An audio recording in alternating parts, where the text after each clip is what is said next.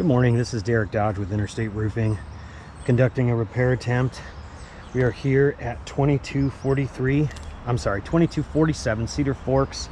This is the Paris residence. This is the first repair, rear slope, June 7th, 2024. So I'm sure you can see the wind damage shingle is denoted by the X. We've got the clear crease across the top. I've identified the course that it belongs to. So what we're going to be doing today is we are going to be determining whether or not this roof is repairable.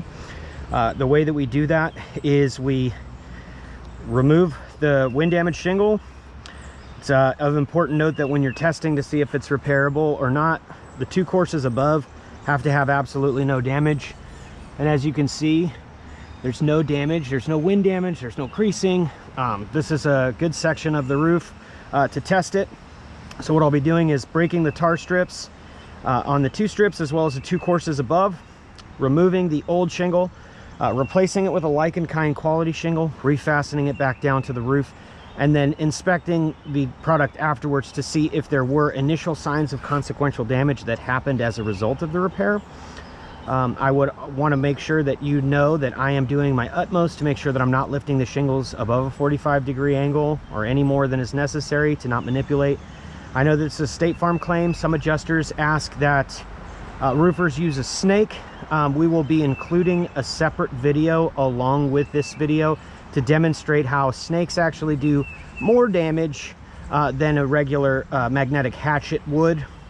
And it just transfers where the damage would occur. So for example, let's say if I'm nailing in this shingle and I'm using a mag hatch, well, if the roof isn't repairable, then inevitably the shingles in the two courses above will have the damage.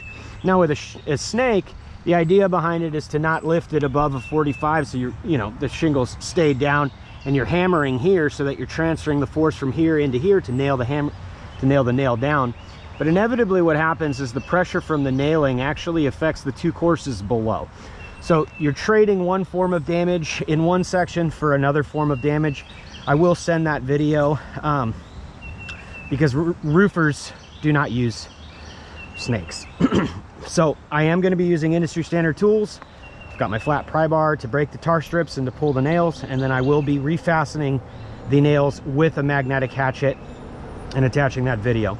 So now that I've explained what I'm going to do, I'm going to start to attempt the repair. So like I said, the first thing that we have to do is we got to break the tar strips. This one doesn't need to, obviously.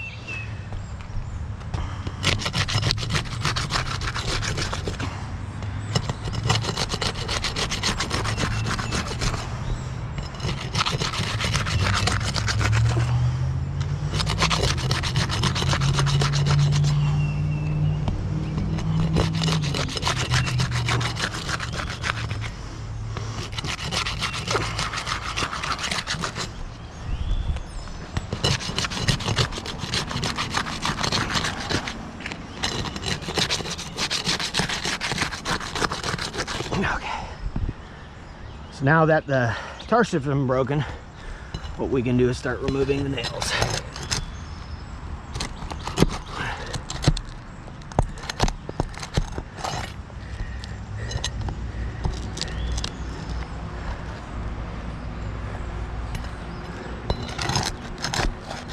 There's no nail there.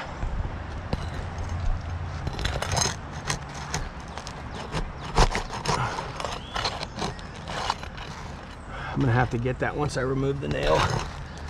Sometimes when these roofers shoot the nails when they're installing, they shoot them really high, and then they've got the air on the gun really set to high, so it really sinks it in, and that's not good for repairs later. So you can't get to it.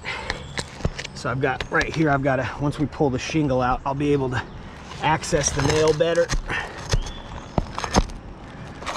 That's just the trade-off of not using a hammer and getting it exactly where you need it, is that you run the risk of the nail not getting nailed level to the pitch of the roof, as well as they can be sunk down. So should have all of these now. Did I miss one, or is that just the other side? I should just be able to pull this. Yep. Take that out. Let me get access to that sunk in nail. That's right there. That's a little higher than the sure strip. It's no big deal. We got it. So now the nails are out. Next, we're going to take a Like and Kind quality shingle. This is a 25-year 3-tab. I denoted the course that it belonged to so that on install it would be super simple to put back in. Come on.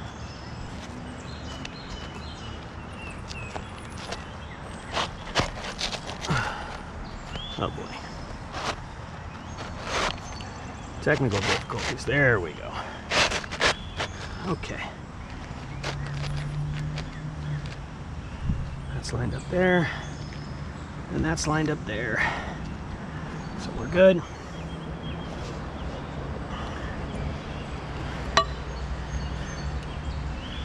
Okay.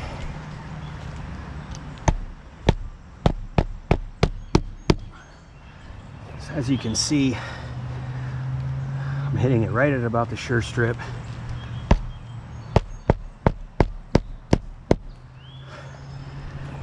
So the nails will stay in place, and then that tar strip will activate with the heat.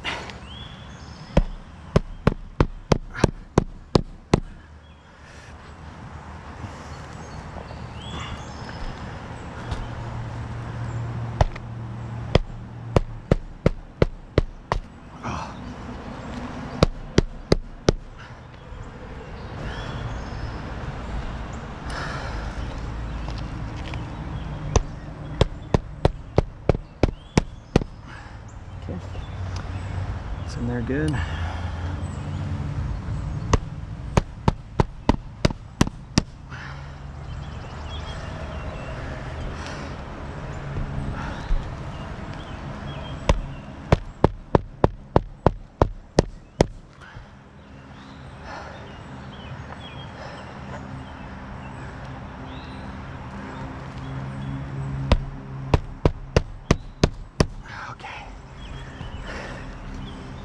So now that we've got that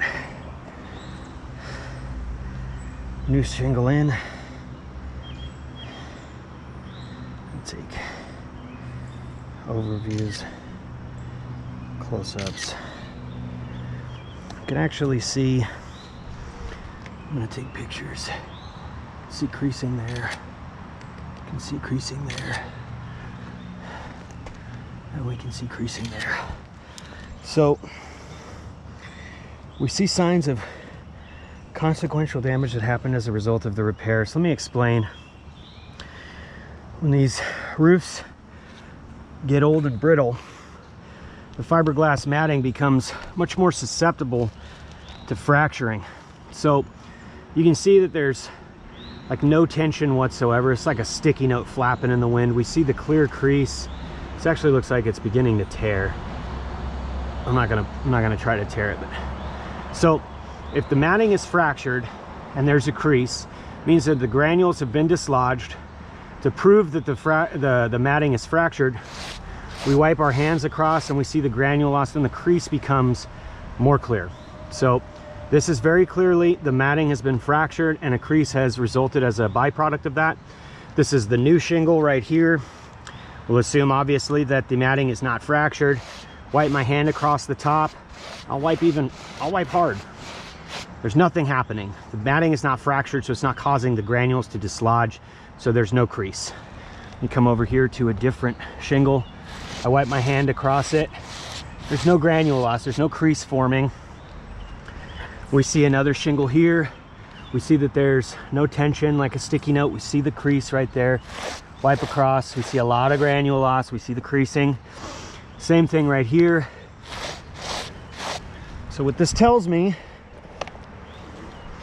is that we have a crease here, we have a crease here, and a crease here.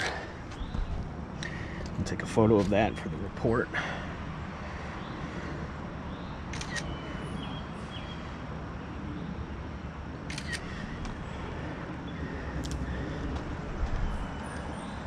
put this shit so you can see the crease better.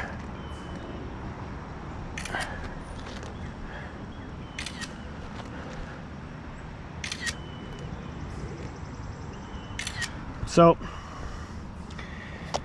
in an attempt to repair this wind crease shingle, we've now consequentially damaged 3 more in an attempt to repair it. So this makes this makes it my professional opinion that this roof, the aging condition, will not allow for a repair. This is a fail. So what I'm going to be doing next is I am going to be putting emergency tarps. Oops. Ooh, good catch, Derek. I'm going to be putting emergency tarps over this to protect the Paris family from any further leaks. And then I will be doing another test with a photo report to follow on a different facet of the roof. This will conclude this repair attempt video. If you have any questions, please feel free to call me or email. Thank you so much.